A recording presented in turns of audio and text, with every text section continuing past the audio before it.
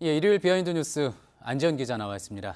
안 기자, 첫 번째 키워드부터 볼까요? 네, 첫 키워드는 농담 아닌 농담입니다. 예, 무슨 사진인가 잘 봤더니 배가 상당히 나온 남성의 사진이군요. 네, 그렇습니다.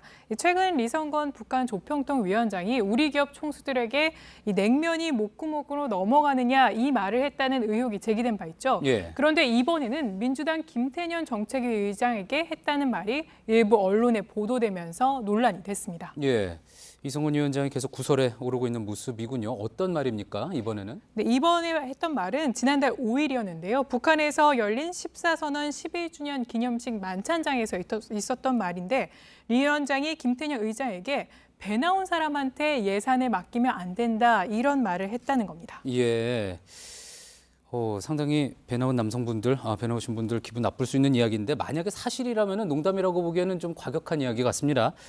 어떻습니까? 실제로 그 발언을 한 게 맞습니까? 일단 실제로 있었는지에 대해 김태년 의장은 본질이 아니라면서 이 긍정도 부정도 하지 않았습니다. 이 발언 들어보시죠. 예. 자꾸 가십을 만들어내지 마세요. 그럼 본질이 흐려져요. 이게 당사자는 그러니까 언급을 그에 대한 대답을 이제 꺼린 모습이군요. 자, 그렇다면은 다른 배석자들도 뭐 있지 않았겠습니까? 다른 사람들 혹시 그런 이야기 들은 바가 있다고 합니까? 네, 그래서 배석했던 민주당 관계자에게 저희가 물어봤는데요. 일단 그런 말을 듣지 못했다라고 했습니다. 예. 그 이유는 이 만찬장 자체가 여러 테이블로 나누어져 있고 리성건 위원장만 헤드 테이블에 있었기 때문에 해당 발언을 듣지 못했다 이렇게 설명한 건데요. 예. 실제로 이 행사에 참석한 우리 측 인사만 150여 명에 달합니다. 이 발언이 있었다고 해도 모두가 이 발언을 들을 수 있었던 구조는 아니었던 것으로 보이고요. 예. 때문에 지금으로선 가장 확실히 알고 있는 건 이 김 의장이지만 말을 아끼고 있는 상황인 예, 지금 겁니다. 화면에 나오고 있는 것처럼 테이블이 저렇게 여러 개로 나눠져 있고 헤드 테이블에는 이제 저렇게 조명근 통일부 장관과 앉아 있었기 때문에 다 못 들었을 가능성도 있다. 그런 이야기군요. 네, 지금 보시는 영상은 해당 발언이 있었던 만찬장 모습은 아니지만 예. 이처럼 이렇게 많은 사람이 있었기 때문에 듣기는 어려운 구조였다 이런 겁니다. 예. 자, 그런데 그 발언이 나온 건 14선언 기념식이라고 했잖아요. 그렇다면 거의 뭐 한 달이 지난 건데 냉면 이야기도 그렇고 이런 이야기가 지금 이렇게 뒤늦게 나오는 이유는 뭡니까? 네, 그래서 그 이유에 대해서 민주당 관계자에게 물어봤더니 이런 해석을 내놓았습니다. 일단 기념식에 다녀오지 않은 사람이 한 말 같다고 하면서 어떻게든 딴지 놓고 싶어하는 사람들한테 확대되고 증폭돼 전달된 것 같다 이렇게 분석했습니다. 예. 그러니까 실질적으로 야당을 지목한 건데요. 그런데 공교롭게도 이 국감장에서 리성건 위원장의 냉면 발언을 문제 삼았던 자유한국당 정진석 의원이 어제 페이스북에 글을 하나 올렸습니다. 네, 해당 페이스북 글을 저희가 가져와 봤는데요. 이 냉면 사진과 함께 당청에 핍박당하는 대기업 총수들이 불쌍하다 이러면서 냉면 사진과 함께 냉면에 물 타지 마세요 이렇게 적힌 글씨도 올렸습니다. 예. 그러니까 리성건 위원장의 발언에 대해 민주당 홍영표 원내대표가 나서서 그런 발언을 들은 기업 총수가 없다고 하더라 이렇게 얘기하자 물타기 하지 말라 이렇게 올린 것으로 풀이됩니다. 예, 그렇군요.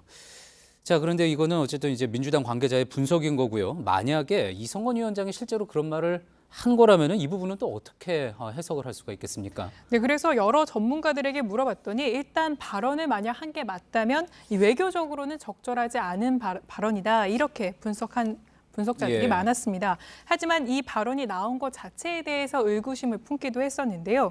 그러니까 확인이 어렵다는 사정이 뻔하기 때문에 정치 쟁점화를 하기 위해 좋은 소재였기 때문에 이런 말이 나온 게 아니냐 이런 관측이 나오기도 했습니다. 예, 그렇군요. 알겠습니다. 다음 키워드 한번 볼까요?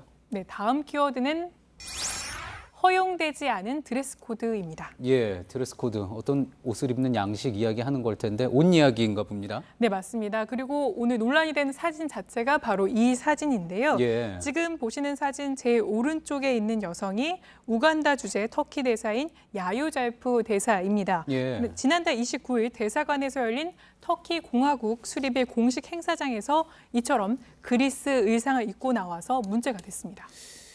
자, 그런데 이야기를 들어보니까 이 의상 때문에 본국으로 송환까지 됐다. 뭐 이런 이야기가 들리네요. 네, 맞습니다. 그래서 터키 외교부 홈페이지에 들어가 봤더니 이처럼 의상으로 인해서 본국으로 소환 조치했다 이렇게 공식적으로 밝히기도 했습니다. 이 본국으로 소환 조치할 정도로 문제가 된 거는 이 터키의 역사적 배경과도 무관치 않아 보이는데요. 예. 이 터키는 1919년부터 1923년까지 그리스 등을 상대로 독립전쟁을 벌여서 승리했고 그 결과 공화국으로 수립한 바 있습니다. 예. 그런데 다른 날도 아니라 이 공화국 수립의 공식 행사장에서 그리스 옷을 입은 건 부적절했다는 판단이 작용한 것으로 보입니다. 예, 그렇군요. 이거 어찌 보면은 뭐 아주 적절한 비유일진 모르겠지만 마치 뭐 우리 광복절 행사에 일본 전통 의상을 입고 온 뭐 그런 셈이라고도 볼 수가 있겠군요. 자, 그런데 터키 대사는 왜 그리스 옷을 입고 나타났다고 그럽니까? 이 터키 대사는 이에 대해서 이렇게 해명을 했는데요. 올해를 트로이 해로 정했는데 이를 알리려고 이 의상을 입었다 이렇게 설명했습니다.